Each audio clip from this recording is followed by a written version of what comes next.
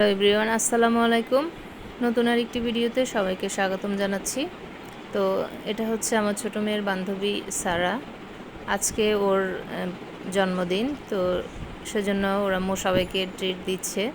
তো যেহেতু দুদিন পরেই সবার পরীক্ষা শুরু হবে, তাই আমরা দূরে কোথাও গেলাম না, একেবারে বাসার কাছাকাছি একটা রেস্টুরেন্টে আমরা কিছুটা সময় কাটিয়েছি। বাচ্চারা আনন্দ করেছে কিছুটা সময়। তো রেস্টুরেন্টটা ছোটোখাটোর ভিতরে সুন্দর। এই যে রেস্টুরেন্টটার নাম হচ্ছে বৈঠকখানা। বাইরের ডেকোরেশনটা অনেকটাই ভালো লেগেছে। বাচ্চাদের খেলাধুলার জন্য ছোটোখাটো স্পেস রয়েছে, তো ওখানে ওরা সবাই মিলে অনেক মজা করেছে। তো আমরা রেস্টুরেন্টে ঢুকে পড়লাম, আমার আগেই সবাই চলে এসছে। তো আমার মেয়ে বারবার বলছিল তাড়াতাড়ি ভিতরে আসো, সবাই চলে এসছে। তো আমরা ভিতরে যাচ্ছিলাম, তো আমি তার আগে বাইরেটাও একটু শ্যুট করে নিলাম। ভালোই লেগেছে রেস্টুরেন্টটা। তো ভিতরে ঢুকে যাচ্ছি আমরা।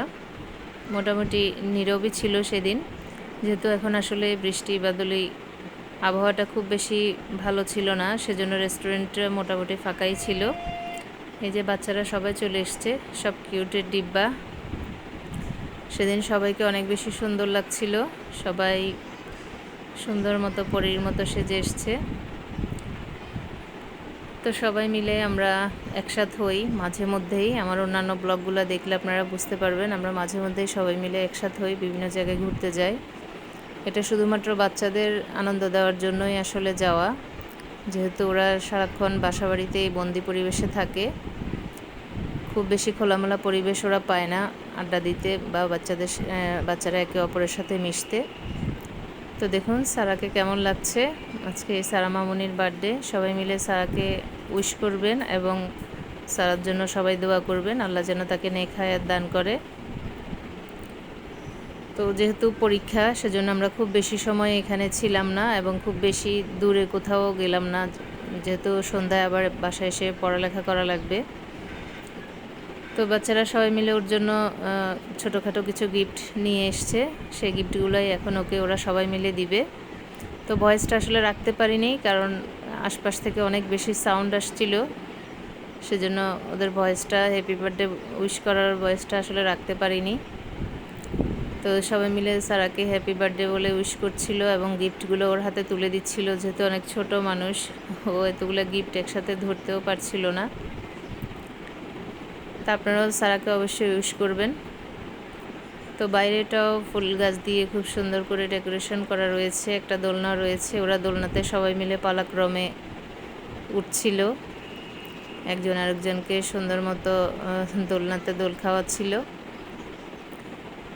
ওরা মূলত সবাই একসাথে বের হওয়ার জন্য খুবই বেশি এক্সাইটেড থাকে সব সময়, কখন ঘুরতে যাবে। কিছুদিন হলেই ওরা অস্থির হয়ে যায় সবাই সবার সাথে মিলার জন্য। তো ওরা সবাই নার্সারিতে একসাথেই পড়েছে, এখন কেজিতে ওঠার পর ওরা আসলে এক একজন এক এক স্কুলে চলে গেছে, এই জন্য সবার সাথে সবার সবসময় খুব বেশি দেখা করার সুযোগ মিলে না।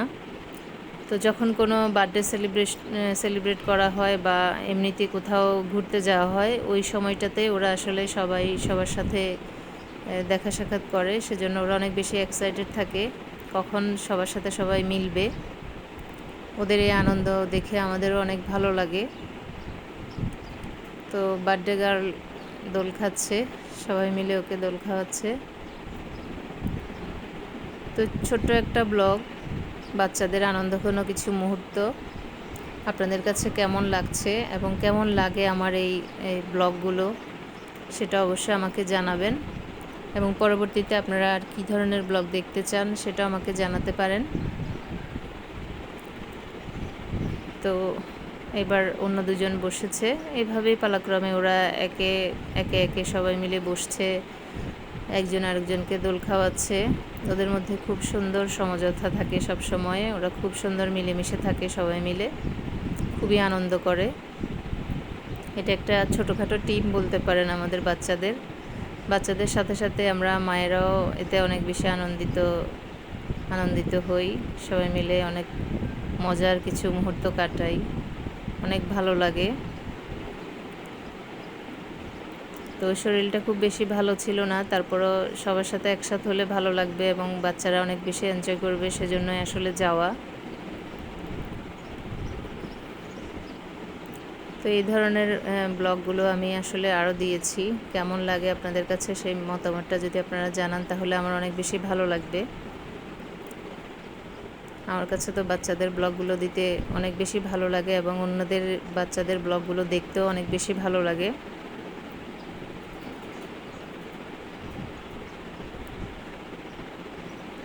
তো বাইরে আরও বড়সড় কোনো পরিবেশে গেলে ওরা আরও বেশি দৌড়াদৌড়ি ছোটাছুটি করতে পারতো, মজা করতে পারতো, কিন্তু আসলে যেহেতু পরীক্ষা 2 দিন পরেই, সেজন্য আমরা খুব বেশি দূরে কোথাও গেলাম না, বাসার কাছেই এই রেস্টুরেন্টটা পেলাম। তো এই জন্য সবাই মিলে এখানেই গেলাম। ভালোই লেগেছে। রেস্টুরেন্টের ডেকোরেশনটা একটু সামান্য করে দেখাচ্ছি। খুব বেশি শ্যুট করতে পারিনি, কারণ আমরা ঢোকার কিছুক্ষণ পরপরই আরও গেস্ট চলে এসছে, এই জন্য পুরোপুরিভাবে দেখাতে পারিনি। তো ওরা খেলাধুলা শেষে টায়ার্ড হয়ে এবার খাওয়ার জন্য বসে পড়েছে টেবিলে। কিছুক্ষণের মধ্যেই খাবার চলে আসবে, তো সবাই ওয়েট করছে কখন খাবার আসবে। সেই সাথে সবার সাথে সবাই একটু গল্পগুজবও করছিল। তো ওদের এই সুন্দর মুহূর্তগুলো ধারণ করতে আমার কিন্তু অনেক বেশি ভালো লাগে। তো এরই মাঝে খাবার চলে এসছে। খাবারের মেনুতে ছিল French fry, chicken fry, wonton, sauce, Coke, এই আর কি। বাচ্চারা তো এর থেকে বেশি কিছু খেতে পারে না। এগুলো ওরা বেশিরভাগই খেতে পারেনি, খুব সামান্যই খেয়েছে, অনেকগুলোই রয়ে গেছে। এত খাবার আসলে বাচ্চারা খেতে পারে না। আমরা বড়রাও আসলে অত বেশি খেতে পারিনি, যেহেতু আমরা দুপুরের লাঞ্চ শেষেই আসলে কিছুটা সময় পরেই গিয়েছি। তো ওরা সবাই মিলে একসাথে মজা করে খাচ্ছিল, তো সেটাও আমি একটু শ্যুট করে নিলাম।